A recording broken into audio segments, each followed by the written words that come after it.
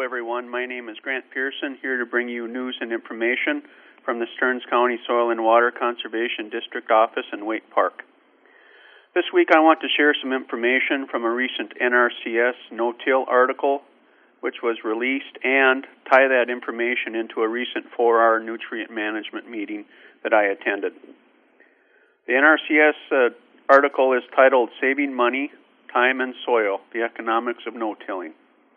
For farmers across the country, it comes as no surprise to hear that conservation tillage practices, especially no-till, can save time and money compared to conventional tillage.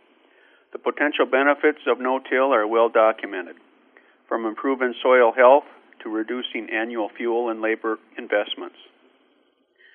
Still, no-till has not been adopted. It's only been adopted across 21% of all cultivated cropland acres across the U.S. And why is that? One concern involves money saved compared to money spent. Can fuel and labor reductions really make up for the money invested in switching to new farming practices? To help farmers answer this question, the NRCS Conservation Effects Assessment Project conducted an annual fuel savings study comparing gallons of fuel used in conventional tillage practices to gallons used in conservation tillage practices like no-till. On average, farmers practicing conventional tillage use just over 6 gallons of diesel fuel per acre per year, while no-till requires less than 2 gallons of fuel per acre per year. No-till and strip-till has significant economic benefits beyond reduced fuel usage. A farmer who plows 15 acres per hour, for instance, would save roughly 67 hours of work with each eliminated pass over a 1,000-acre farm by adopting no-till. Depending on labor costs and equipment maintenance, that's an additional several $1,000s saved each year. Fields managed using no-till for multiple years generally have a higher water holding capacity than conventionally tilled fields. This is especially valuable in drought-prone areas. No-till adoption also reduces soil erosion, increases soil biological activity, and increases soil organic matter. These benefits can lead to additional economic gains for farmers over time.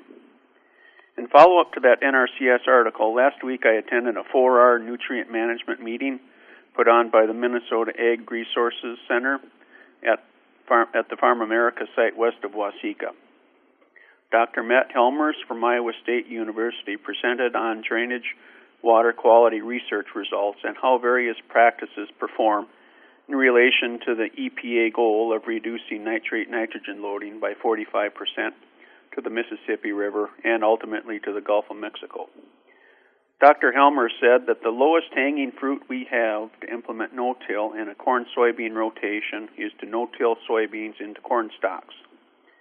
That will save some fuel, labor, and implement a soil health practice with less soil disturbance.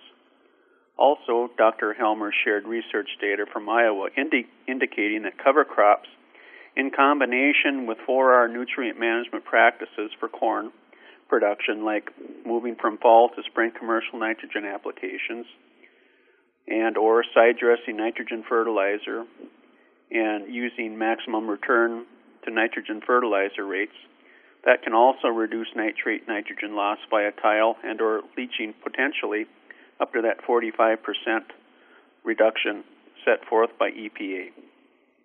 Dr. Helmers thought that cover crop seeding and establishment into standing corn offers an excellent opportunity to sequester nitrate nitrogen in the critical spring period of April through early May during the early planting or prior to planting soybeans.